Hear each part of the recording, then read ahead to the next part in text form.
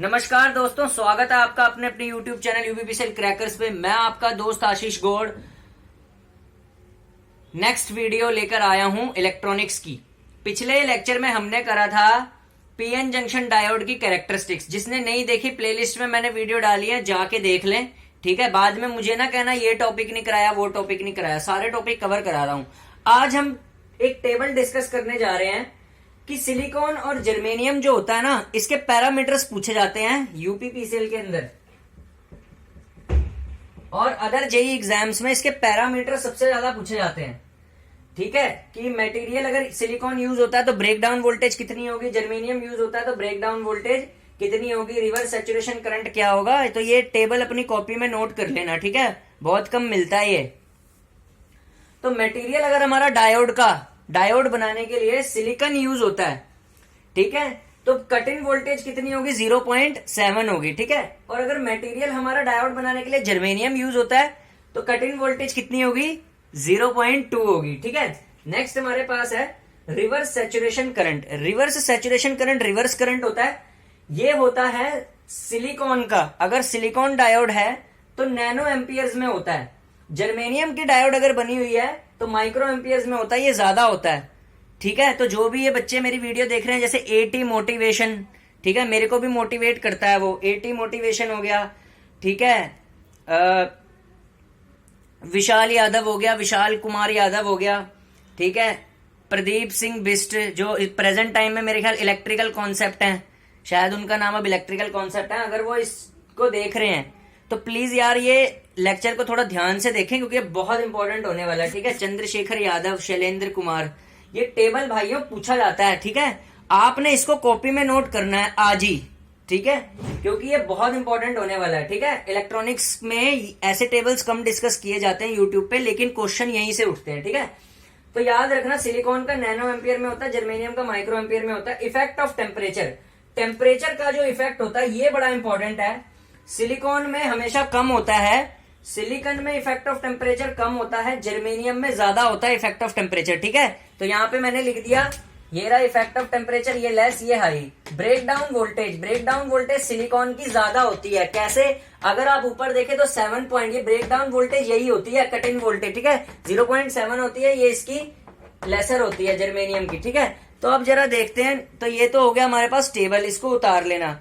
अब हम पढ़ने वाले हैं कि एक और चीज पूछता है कि डायोड करंट जो होता है ना, उसकी मैथमेटिकल एक्सप्रेशन क्या होती है। तो मैं वो लिखवा देता हूं। अगर यूपीपीसीएल में इस बार क्वेश्चन पूछा, ठीक है, कि डायोड करंट की मैथमेटिकल जो एक्सपोनेंशियल शेप होती है उसको कैसे एक्सप्रेस किया जाता है, तो उसका फॉर्मूला होता है, लिख लो, डायोड करंट। एक ये क्वेश्चन पूछता है, डायोड करंट को आई से रिप्रेजेंट कर रहा हूं, diode current for exponential shape,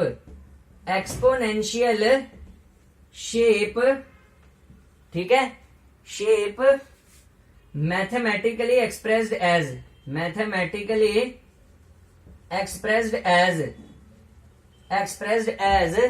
I D का मतलब होता है डायोड करंट। ठीक है, I D equals to I not E raise to the power V upon N V T -1। ये भाई फॉर्मूला आपने याद रखना है। ये फॉर्मूला बहुत इंपॉर्टेंट है, आज तक कभी पूछा नहीं गया, पर मेरे को लग रहा है कि अगर एग्जामिनर ने टफ शिफ्ट का पेपर बनाया ना, वो ये पूछेगा कि क्या होता है। याद रखना, वो ना क्या करते हैं, ये एक सेकंड, ये यूपीपीसीएल वाला क्या करता है, क्वेश्चन मुश्किल नहीं पूछता। क्वेश्चन कभी यूपीपीसीएल मुश्किल नहीं पूछता कहां से है, जो हम पढ़ के नहीं जाते। ठीक है, अब क्या करेंगे बच्चे, सोच में पड़ जाएंगे। अगर यूपीपीसीएल के पेपर में आया कि what is the diode current for exponential shape mathematically expressed as, तो कैसे एक्सप्रेस्ड होता है याद रखना।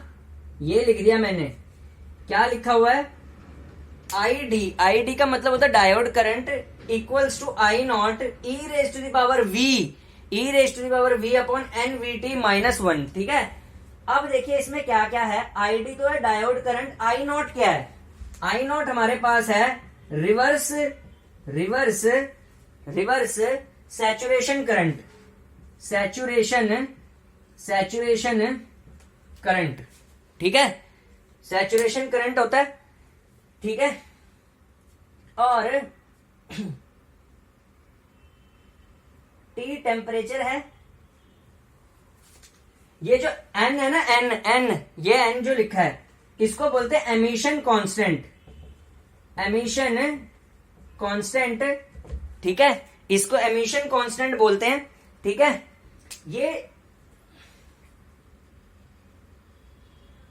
और ये जो बड़ा वी है, ये बड़ा वी जो है, ये बड़ा वी है voltage across diode, voltage across diode, ठीक है। और ये जो छोटा टी है ना, ये छोटा टी, ये छोटा वीटी, ये वीटी, ये तो बड़ी वी होगी वोल्टेज, ये बड़ी वी होगी वोल्टेज अक्रॉस डायोड, ये छोटा टी हो गया थ्रेशोल्ड वोल्टेज। इस छोटे टी को क्या बोलते हैं, थ्रेशोल्ड वोल्टेज, थ्रेशोल्ड वोल्टेज। और ये किसके बराबर होती है थ्रेशोल्ड वोल्टेज, इसका भी पूछ सकता है, ये बराबर होती है टी अपॉन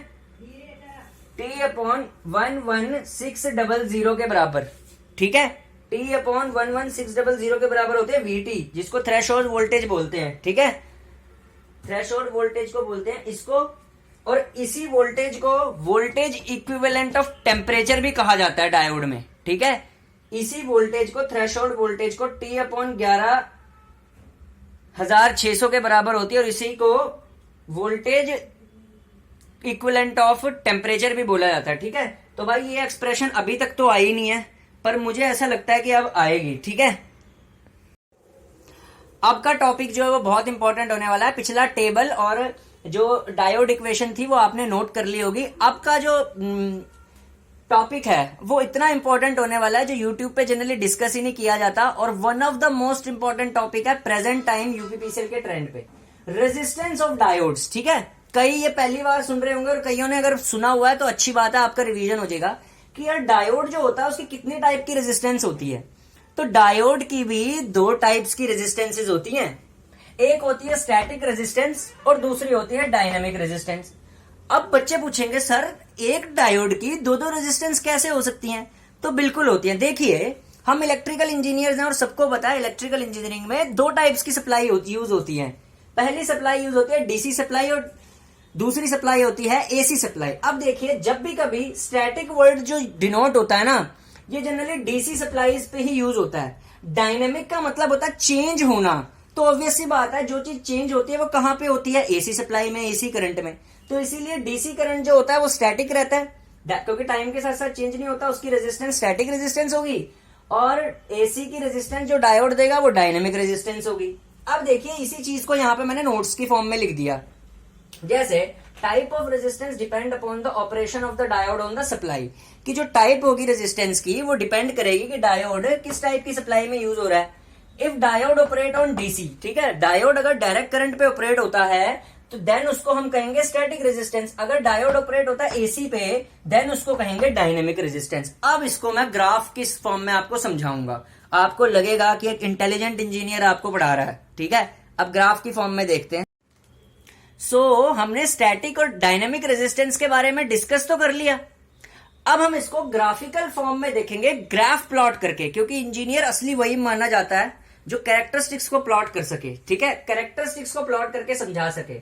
अब देखिए अगर हम स्टैटिक रेजिस्टेंस की बात करते हैं, स्टैटिक रेजिस्टेंस, तो स्टैटिक रेजिस्टेंस पे डायोड वो रेजिस्टेंस होती है जो डायोड को डीसी सप्लाई देके, फॉरवर्ड डीसी सप्लाई देके बनाई जाती है, निकाली जाती है। जैसे फॉर एग्जांपल ये मेरा एक डायोड की सर्किटरी है, इस डायोड की सर्किटरी में मैं क्या करूंगा, इस डायोड को फॉरवर्ड वाइज करूंगा। ये इसका पी साइड है, ये इसका एन साइड है। अगर पी साइड को पॉजिटिव टर्मिनल से और एन साइड को नेगेटिव टर्मिनल से कनेक्ट कर दिया जाता है तो वो डायोड कैसे